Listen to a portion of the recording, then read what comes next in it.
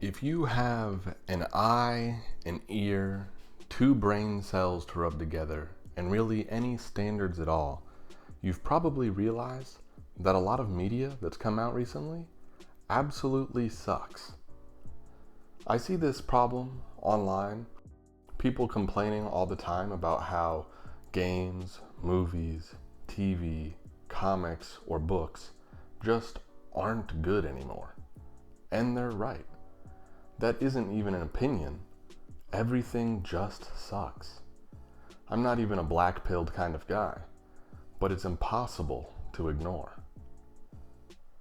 But there are two fundamental reasons why things suck that need to be brought to the forefront of people's minds. Because if we want to fix our dying culture, we first have to identify the problem. The first problem is that people are only in it for the money.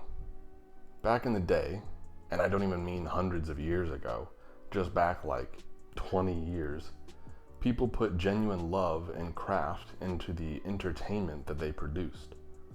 Why did they do that? Because they recognized that what they were crafting was art. Look at Notch's Minecraft or Peter Jackson's Lord of the Rings movies, and we'll touch more on the books in a second here, or George Lucas's Star Wars films. These men had a genuine love for the work they were doing and had a genuine desire to create the best work possible. And these are just three of the many, many cases of this. Pretty much every game developer, film director, and artist of any medium worked with a passion for that medium and had a great admiration for art outside of their field. But it just isn't like that anymore.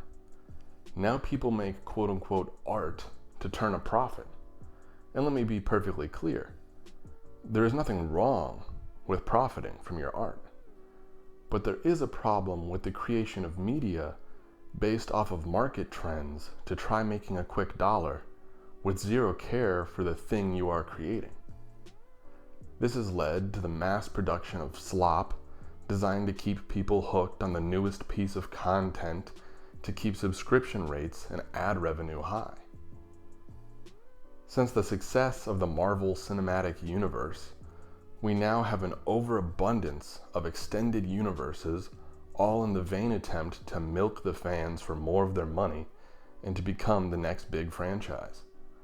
On top of endless spin-offs, there's an ungodly amount of merchandise such as clothes, plushies, Funko Pops, keychains, toys, and other random junk, all of which go towards lining the pockets of some random executives in a corporate office.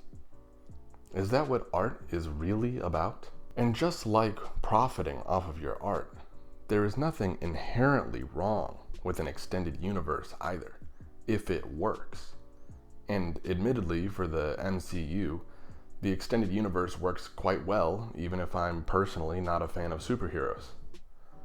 But a much better example, in my opinion, is The Lord of the Rings. Tolkien created an impressively extensive and in-depth world full of all kinds of history and stories throughout his lifetime.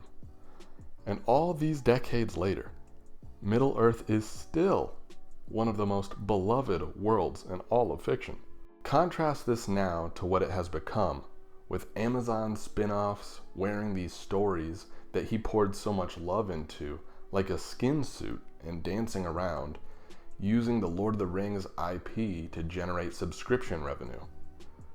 The most meticulously and passionately crafted, beloved piece of literary fiction in modern times, gutted for the sake of mere profits. And on the topic of rings of power, that brings us to our second problem: using art to push a political agenda. People love to claim that all art is political, and I'll be blunt, they're wrong. Instead, all art is spiritual. The art reflects the state of its creator's soul. Everything works towards an end, something it points to, And art is the clearest way for humans to point to things greater than themselves. Unfortunately, this too has been twisted. Now, what was once inspiring and used to uplift the human consciousness to a higher state, or to chew on some intense philosophical or even psychological question, is used to push the agenda of those in charge. So what is the solution to this? Well, one worthwhile endeavor is to jump into some old media. These games, movies, and books still exist. Go engage with them. Play them, watch them, read them. Additionally, there are still creators out there who work from a place of passion. You just won't find them being advertised on TV. There is a vast sea of indie content, as gamers already know. Look at how often indie games pop off and outperform massive AAA projects. But the same is true for other mediums. Take a look at The Amazing Digital Circus. It has achieved amazing success, with the upcoming finale landing in theaters across the planet. And I'm not talking from a place of ignorance either. I've put my money where my mouth is, and I've started my own series in my beloved fantasy genre. If that's your thing, and if you aren't afraid of a little reading, you can find my first book over on Amazon. While I might be an indie, I poured not just a lot of effort, but a lot of money as well into this project. Because like the craftsmen and artisans of days past, I care about making the highest quality art I can, even if I'm not the next Tolkien or Shakespeare.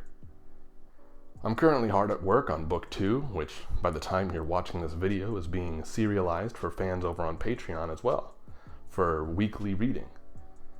Come check us out and get access to the Discord server where you can chat more with me and other like-minded individuals about indie art with meaning. Whether you're a reader or a creator, it's gonna be a good time. Remember to subscribe for more of these videos, and I'll see you all there.